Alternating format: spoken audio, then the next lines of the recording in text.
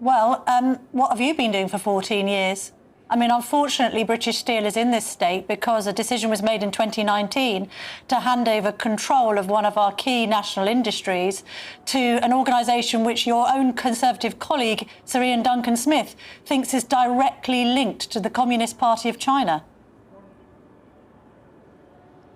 Look, the world has changed significantly in the last 5 years. That deal to sell British Steel to the Chinese was after another failed foreign owner. The business was in liquidation. There had been some successes at that time of Chinese ownership, if I looked at Lotus under the Geely Group. And it was before the Chinese reneged on the basic law in Hong Kong. So the world has changed. There's definitely things to be learned. I'm not one of those people that sit here and say any government got everything right. But let me tell you what we should be doing now, if it looks like a communist and it speaks like a communist, it probably is a communist, isn't it?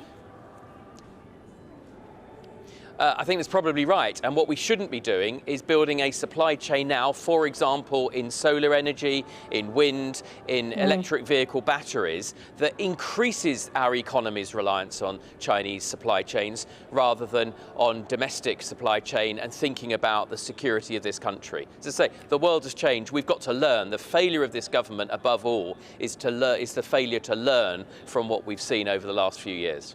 So do you agree that part of this is the fault of net zero and setting that arbitrary target of 2050, which I appreciate Kemi Badenoch has now distanced herself from, but again, the Tories advocated that target, which has put up our energy costs exponentially, hasn't it? I appreciate the war in Ukraine is also to blame, but net zero has been an absolute disaster for the steel industry.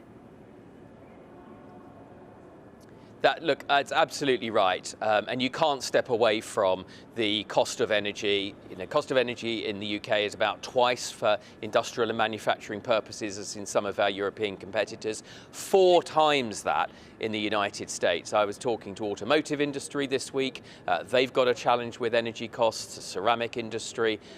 It's right, Kemi's absolutely right, that the 2050 net zero agenda, for which there were no detailed bottom-up plans, has to be changed going forward.